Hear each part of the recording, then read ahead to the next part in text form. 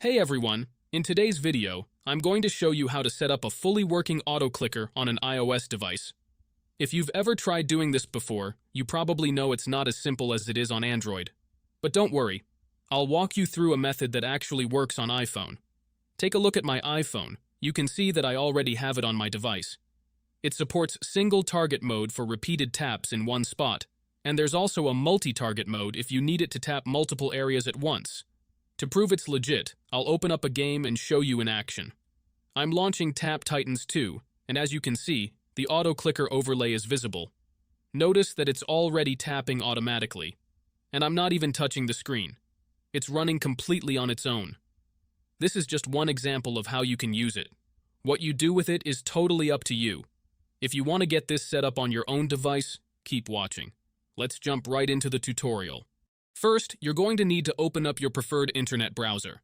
For me, that's Safari, but you can use Chrome or any other browser you like. Once your browser is open, go to the website clicker iOS.com.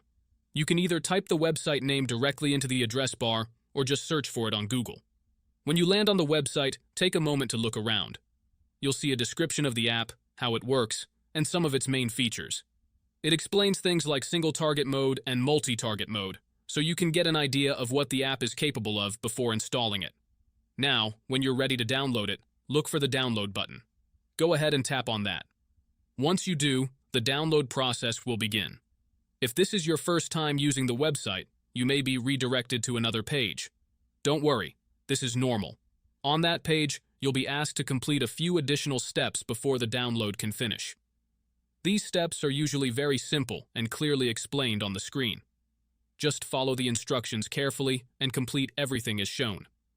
After you've completed all the required steps, the installation process should finish automatically. Just follow any final on-screen instructions that appear to complete the setup.